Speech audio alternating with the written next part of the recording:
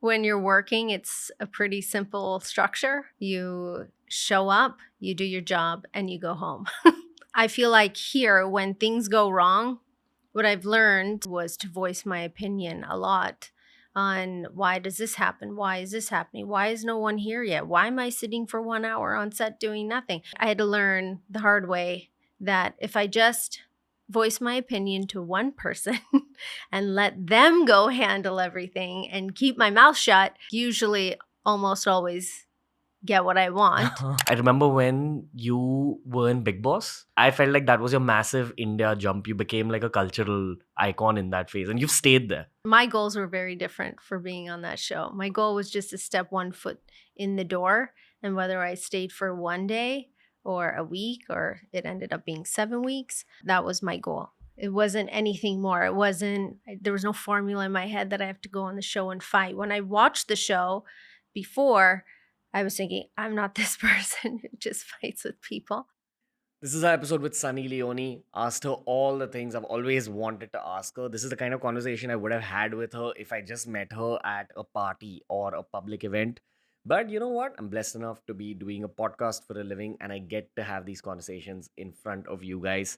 Enjoy today's conversation with Sunny Leone, the new film Kennedy. Make sure you go enjoy it. But for now, enjoy this special episode of TRS.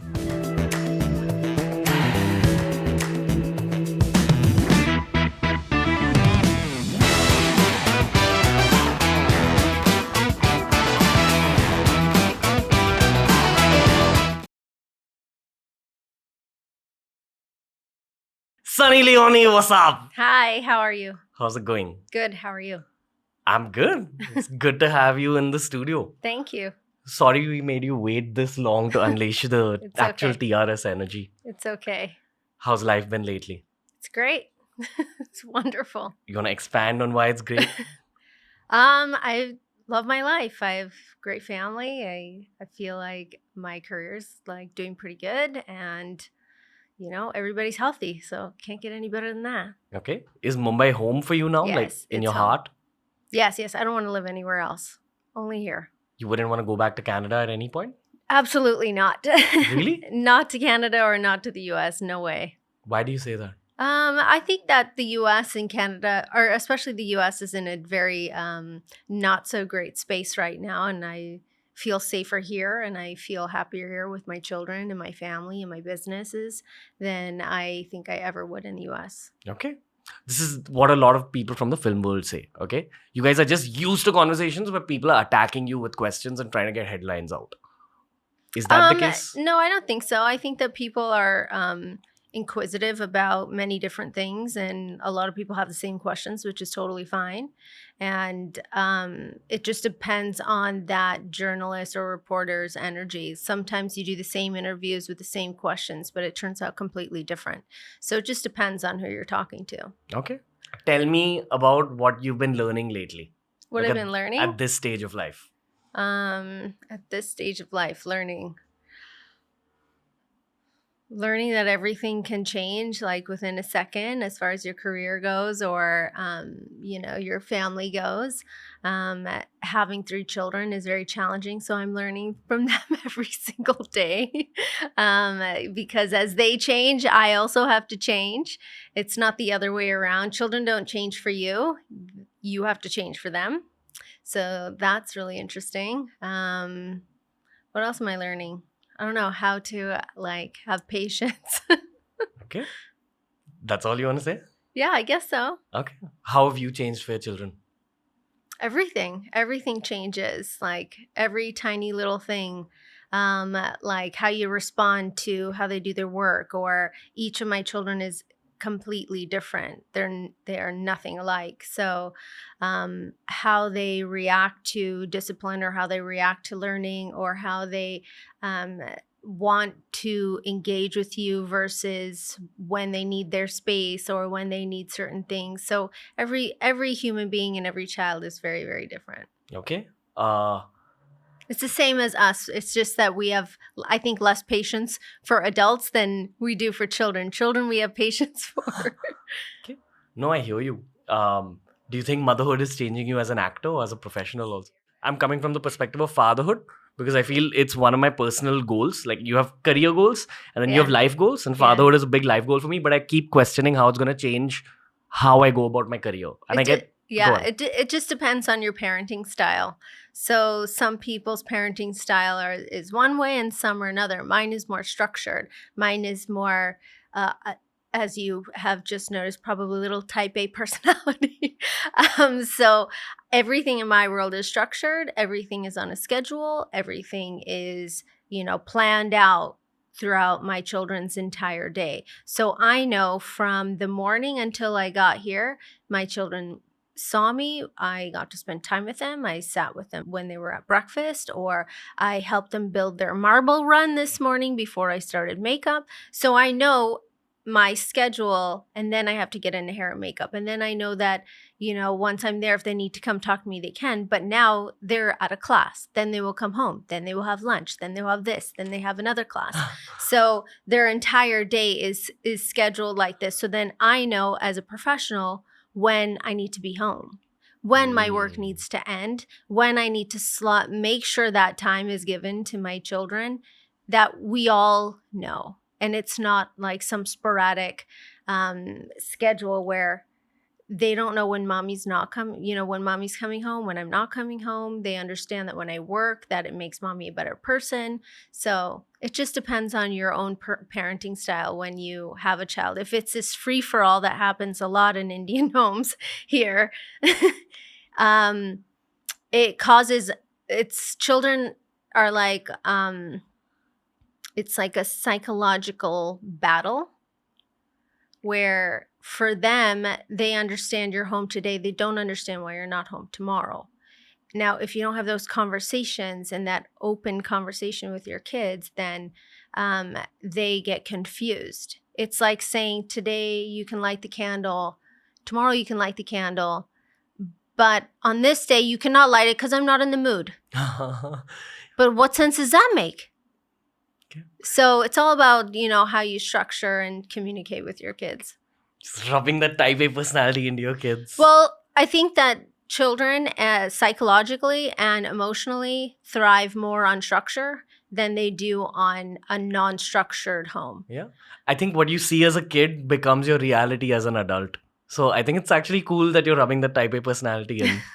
Well, I want them to feel good, and when they're learning, they're absorbing as much information as possible. So when you have children that are tired, that sleep at 12 o'clock, they go to school all day, then they don't get a nap, then they're only being fed when they're cranky. So you're not helping them grow as individuals, I feel. Okay. Not that I will ever mess with you, but I wouldn't want to ever mess with you. You come across as that kind of person. Well, does anyone ever cross a line with you? Does anyone piss you off? I'd like to know how you react. It depends on who it is, really. Yeah. In Mumbai, have you felt that with like all the chaos going on, like in the professional world here? I think it's just the nature of doing business in India, and it's also the beauty of it. Because a lot of work happens because of the chaos. Yeah, the wheel's turning, but no one knows how. What? The wheel is turning, but no one knows how. Right. It just goes. That's what you've noticed about Mumbai work culture, right? Yeah. As compared to America and Canada. Yeah, there it's more black and white. As in? Like black and white. There is no in the middle gray area. Okay. So here there's a gray area. Okay. Where sab kuch chalta hai. I understand what you're saying, but we also have 13-year-olds watching this. So I'd love for you to simplify what you just said. And I'll tell you why. Because we had the foreign minister of India on the show recently. And he said how it's very important for a lot of Indians abroad to come back, but also Indians here to go out there and understand work culture abroad. And I feel it's two very different things. Yeah. And there's very few people who've got success in both places. That's also because of your type A personality. But I'm sure there's a lot of nuanced learning. So exactly what you said about black and white and the wheel turning, just break that down a little bit. And I ask you this because I respect the fact that you've maintained your relevance. That's one of the most difficult things to do in a career that includes fame. You've maintained it for so long. So you've been doing a lot of things correct. What's been happening? Well, non-journalist question. I think that when you're working, it's a pretty simple structure. You show up, you do your job, and you go home. And when I feel like here, when things go wrong, what I've learned compared to the beginning of my career here was to voice my opinion a lot on why does this happen? Why is this happening? Why is no one here yet? Why am I sitting for 1 hour on set doing nothing? Why am I, why is the script a certain way and then all of a sudden now you're changing it? These things don't make sense to me. Or if you've discussed one thing in a scene, why is it changing all of a sudden to something completely different? Like, it didn't make sense to me. The script was a script in my head. A story was a story.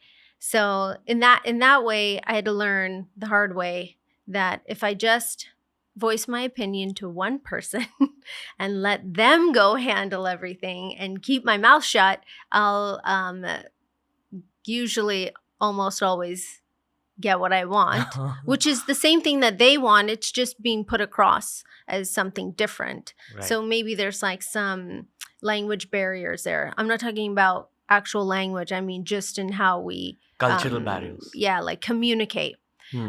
So they want the same thing I do, but we have to come to some common ground without arguing. And that's, was something that was very interesting to learn. Or how the entire set with, 150 people there, half of them not wearing shoes or electrical equipment, or why things are not taped down on the floor, like simple things like that.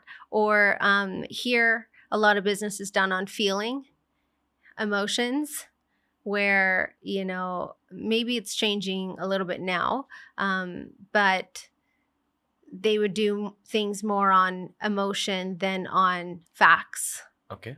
Like numbers, facts, like, when you're looking at someone's popularity or you're looking at analytics of who somebody is, where now we're learning back that maintaining a certain level of relationships, which is not something that I'm always good at, or Daniel, because we're so like black and white, let's keep going, let's keep working, is something that definitely needs to be done here. So India functions a lot on emotions, where in the US, everything's black and white. You show up, you do your job, and you go home. And that's, as simple as it gets. And you're still enjoying all this more? Like the emotional, Yeah, I love it. intuitive? I think that India is one of the most amazing emerging markets in the world. I think that everything that happens here is like, it's unbelievable. Okay. And it's unbelievable to watch. A lot of people who understand your world and who are studying your journey know about like your whole entrepreneurial side. There's a lot of people who don't as well and are getting to learn about this new version of you. You've actually made a lot of people a lot of money. Like that's the chatter that came up about you when I was like researching for this episode. That when there's a lot of gaming companies that actually rely on you as like the main bet in order to become profitable.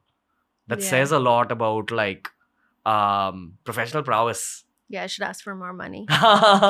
You should. I'm just kidding. I'm happy with all the agreements I have with everyone. Yeah, you're very well spoken. I think, and I think that actually is like your X factor. Are you aware of that? That happens with like American and Canadian education. I think you guys are just trained way better in communication skills. So I learned all my communication skills after the age of it was like 16, 17 is when I really started learning about communication skills, through school or I started working at 15 and a half. And I have worked almost every single job you can think of in the US. I've worked there. So that's where it started. And then I really started learning interviews and like how to give them, different personalities, a lot after 18. Okay. Yeah. You want to expand on this thought? Oh, when I worked in the adult entertainment industry, I did so many different interviews across the entire world and country. And when I mean interviews, there's press days you have for, let's say, a film, Like someone super famous you can think of here who does an entire press day for a film. It's the beginning of it. So it's the entire day. So the same thing would happen there where we would do big radio trails and interviews and TV interviews and all that. So that's where it really started. So a lot of my mistakes of speaking or how to communicate, they all happened then. It was like boot camp for Bollywood. What mistakes did you make? Just the way that you speak, when you listen back on conversations you have, you're like, why was I saying, I probably do it now. Now I'm saying, No. You're pretty like straightforward and smooth with like the way you talk. So then all those little things, Okay. kind of disappear after you watch yourself a few times. Does it piss you off that journalists take your conversations to that whole phase of your life? No, I don't care. It is not the question that might be an issue. It's the manner in which the question is asked. So if the same question is asked 10 times and one person asks it with I'm better an than you. opinion already formed, Hmm. they've already judged me, they've already put me in this box that they hold me in, without being unbiased, then yes, it's going to come across as being rude or, not so nice. Okay. What's the angriest you've gotten in India in one of these interactions? I don't really get that angry in interactions. Really? No. There's no anger in you? If there is in it, you would never know it. Like you'll just be able to hide it? Absolutely. It's not my job to let you I'm not going to let you get the better of me. I don't intend on No, getting I'm the just better. like it could Got be it. anyone. It could be anyone giving an interview. Why would I give you that satisfaction? Okay. So I don't know. I believe in that. Okay. Whatever karma is, we'll get them later. Leaving it to the universe. Yeah, of course. Okay. That whole phase of your life when you were an adult star, behind the scenes, in terms of the life you're living, when you're sleeping at night, when you're waking up, I'm 100% sure there's a lot of learnings along the way as well. Yeah, of course. What were those learnings like? For example, if you ask me about the behind the scenes learning of YouTubing, my big learning has been that people can forget you like that.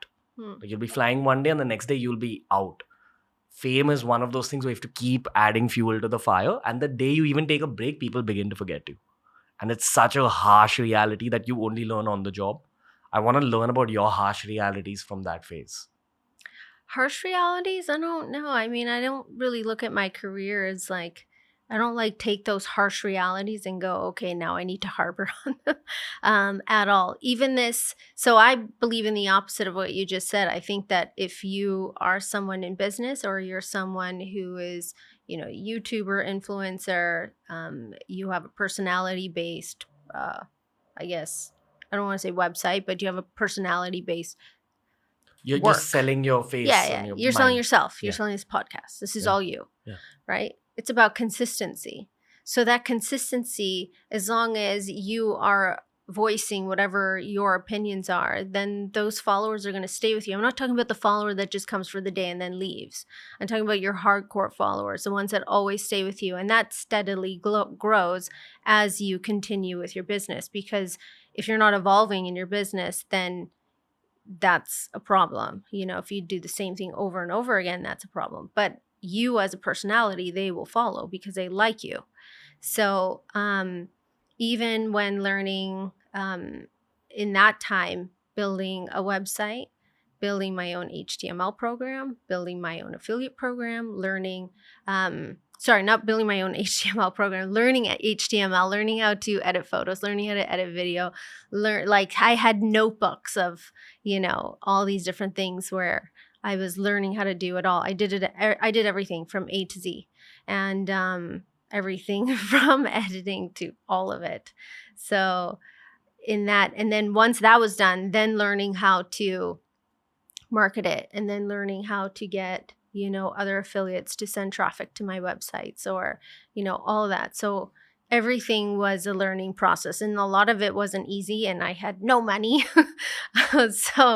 Or like barely breaking even, but I refused to give it to somebody else to run, because giving somebody 50% of me didn't make sense to me at all. And you must have been like 18 or 19 at this I point. started at, I was like 19. Damn. So that's when it all had started. Were you really good at school? Like, No, I wasn't. I was you a C weren't? student. Really? Yeah. Okay, I I would think it pissed my assume parents off a lot. I would assume that this whole type A personality just extended in that direction and this direction. I grew up in a very not so easy household where it was easy for me to like keep learning.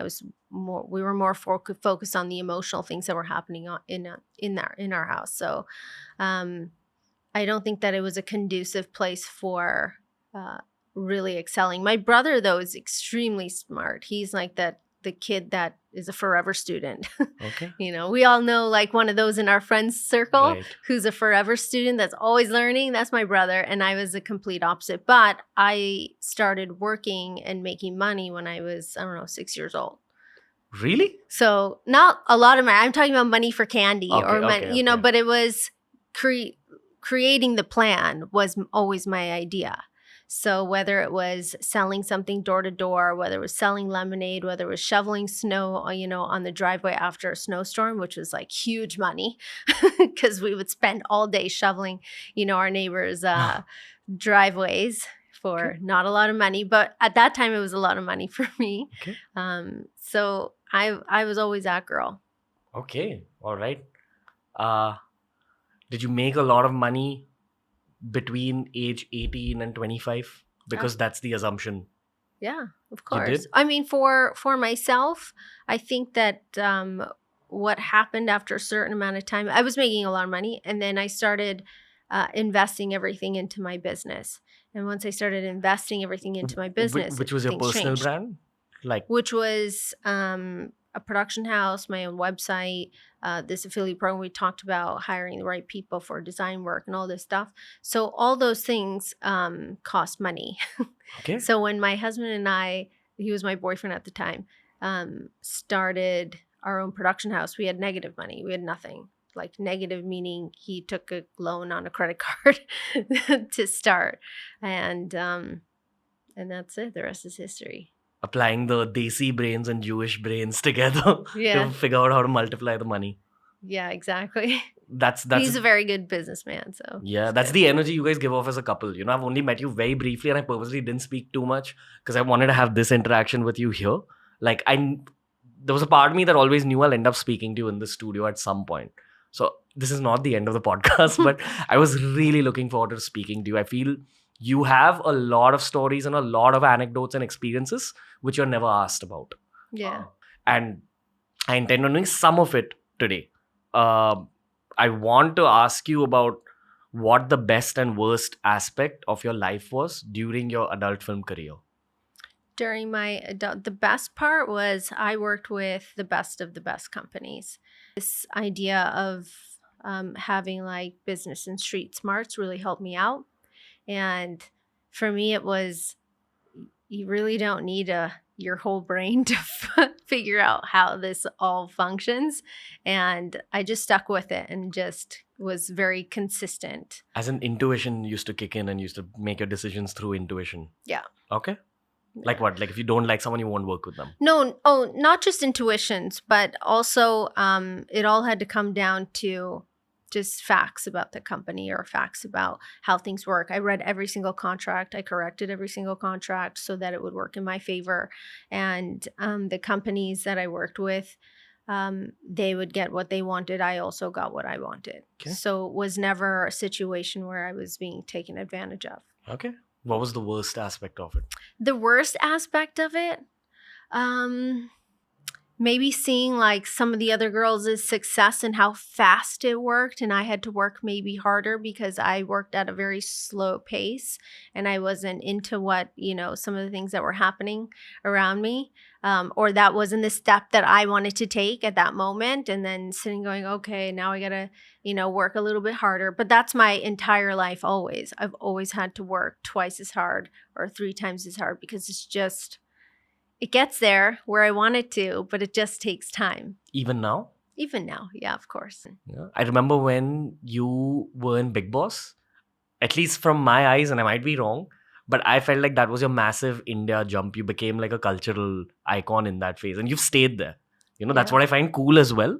Like, it's still like the same cultural icon, but there was a massive jump during your Big Boss phase. Yeah. You, Well, that was like, I remember you being very polite in the Big Boss house. That's Yeah. what I visualize about you. yeah, it was my goals were very different for being on that show. My goal was just to step one foot in the door, and whether I stayed for one day or a week or it ended up being 7 weeks, that was my goal. It wasn't anything more. It wasn't, there was no formula in my head that I have to go on the show and fight. When I watched the show before, I was thinking, I'm not this person who just fights with people. And I think for a reality show, like the creatives of the show, they didn't necessarily care whether I was going to fight with someone or express some crazy opinions or go after people. For me walking in the door was what they needed. And for myself, me walking in the door was what I needed. So it didn't, for them, I don't think it mattered whether that formula of, okay, you're going to go in there, you're going to cause some ruckus, you're going to do this and that. So my objective wasn't that at all. Did it play with you psychologically, that house? Yeah, of course. does? I think it does. Yeah, of course. I want to know the type A personality answer to this question. What happens?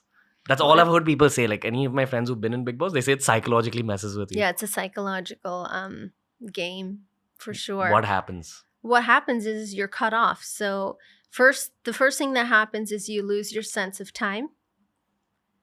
So once you lose your sense of time, in the morning when the song starts and the lights go on, that it's morning. But somewhere in between, there's no sense of time. You're just going to guess when you're hungry and you want to eat lunch or, all these different things. The day just goes because you're with so many people. It's like being stuck in the room with all these people. You don't really know them. You know them, but you don't know how they act when they're, in their own homes or in their own rooms. So all that comes into play, which is very interesting to watch, I'm sure. Because it reveals your own character to yourself as well. Yeah, and you also forget the cameras. Okay.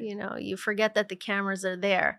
Sometimes you might remember that the cameras are there, but after a certain point of time, just like time, it doesn't exist anymore. You're just existing in this box. You were dating Daniel at this point? Yeah, I was. You were. Yeah, Daniel came with me with my security person we had with us, and they dropped me.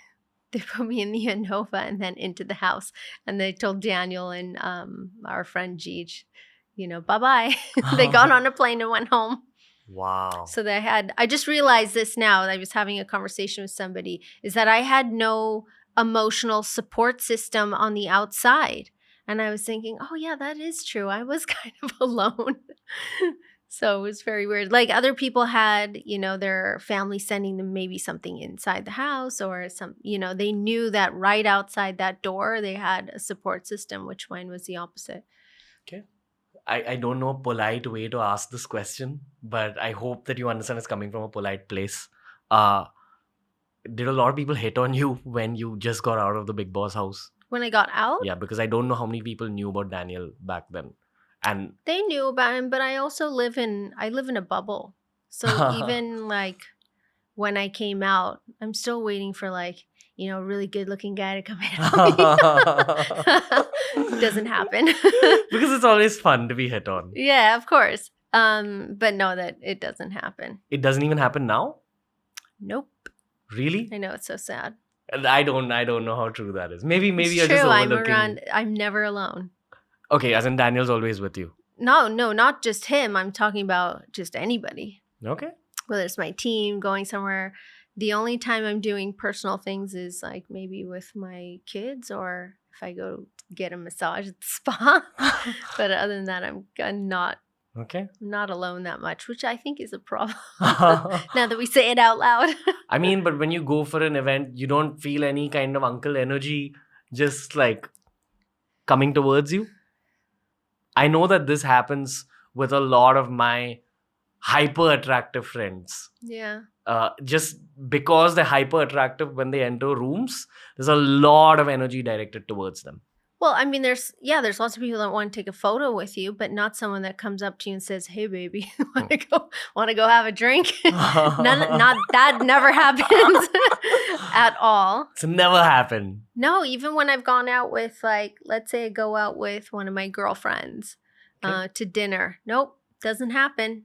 Maybe it's just your That's type. because there's a security person standing in a corner, you know? Okay, fair. Fair, cool. Yeah, I wish it did. I don't know how much I believe you here. Sometimes, like maybe like a couple times a year would be nice. Again, I don't know how much I believe you here, but I appreciate. No, it's true. Really? Yeah, it's true. Really? No one comes near me. I give off like a big vibe or something. I don't know. When was the last time you were single? 2007. Okay. I was only single for a very short amount of time. I was like, those people who are like serial daters. I feel that vibe. I had like single lifetime, which was really nice, and then I had a lot more time. I always was with somebody. Okay. Yeah. Until you found your Rajkumar. Yeah, the my Jewish Daniel. Rajkumar. Yeah. Can you understand Hindi now, like fully? Of course I do. Can you speak? So that's another question. That people ask you want to go back to your number one question? No, I don't want to go back. This is another one. And the next question is, अब हम हिंदी में बात करेंगे. No. Okay, thank you for the announcement. Is what I say. No, I'm having fun just getting to know you. I do understand Hindi. Can you speak? I do speak it, yes. Okay. That's it. We'll end Are you that gonna chapter say, right okay, there. now hum Hindi No. mein. Okay. I want to know about like your dating life. I have none. It's non-existent. Okay. But you've always found it easy to have like a dating life? Yeah. In your famous part of your life as well? That's something a lot of my famous friends are like dealing with now. Like that. Because they're scared to be with somebody. I think that's an Indian thing. Really? Really? Yeah. It's like, oh no, she's unavailable or he's unavailable anymore. But I don't think that works a lot with, the West. Like, let's take someone like Jennifer Lopez. She's so hot all the time. Like, I don't think of her and go, oh, she has twins and oh, she's married to Ben Affleck. I don't care. Same thing with like, let's say Brad Pitt, or I know he has, kids out there, or, he's been in a relationship. I don't care. He's hot, or Ryan Gosling. I actually don't care at all what kind of family they want. For me, in my head, they're still available. Even though they're not available, because I can never attain that. So I don't understand this whole philosophy of, not wanting to date somebody or be with somebody if you meet them because of your career. I think career and relationships are totally different. What's been your most difficult phase in India? Like, since the time you've been here, what's been like the biggest challenge? Not like, the professional stuff we were talking about, just you. What did you find like difficult? I find building relationships here very difficult. Because like you said earlier, your friends have a hard time understanding who's real, who's not, you're talking about relationships and people having sex with each other, or, building that relationship for some other motive. It's the same thing, With friendship. Yeah, of course, finding friends. That's very, very difficult. I have very little friends here. It's so sad. But the few that I do have, I hold them close to me. And then everybody else I work with, and those people have become my family. Okay. There've been people who've like double crossed you or something? I don't know if it's like, yeah, of course, like double, like business or personal. Yeah, of course. In India. Yeah, like but I mean, it also happened in the US too, but I've spent, the last almost 11 years here. So yeah, of course. Okay. How has one double crossed you in like the personal life side of things? This woman was like having an affair with somebody, but she used myself and a friend of mine to use us and say, oh, I'm with these two friends. Oh. And Okay. like simple stuff. It's like Okay, so okay. like weird, but then at the end of the day, you're like, but my daughter was in the hospital at that time. You told your husband that you were coming to visit me and use my sick daughter as your excuse. That's low. Like that's pretty shady. But like stuff like that.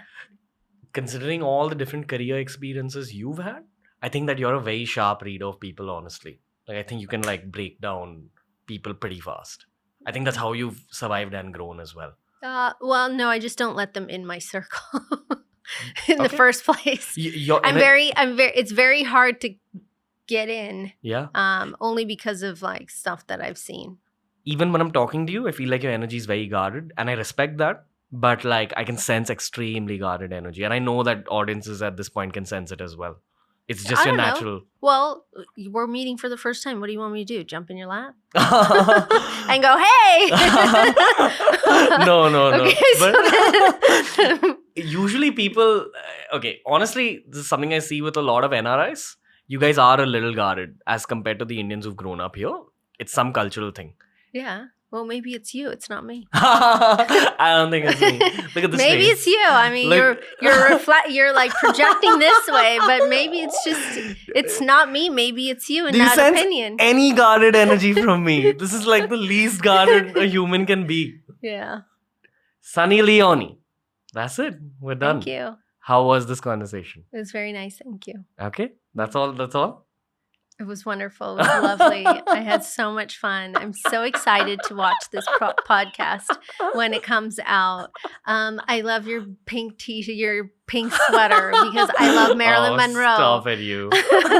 No, but thank you. It's very real talking to you. Thank you. While I said you're guarded and everything, you're a very real type A personality. And that energy is like rubbed off. I feel like getting my life in order. You and- should. I do have that effect on people. All my mommies are like, damn. Yeah. You give off that like very disciplined, listen, I'm gonna get my shit done kind of vibe. And I think that's Yeah. the biggest reason you've seen the success you've seen. Thank you. So I hope so. yeah, lots of respect and lots of good wishes. Thank you for coming to the space, and I hope to have another conversation with you at some point, Sunny Thank you. Leone. All right. Thank you so much. That was the episode for today. We had a bit of a time constraint, which is why I couldn't take the conversation into as deep a place as I wish to take it.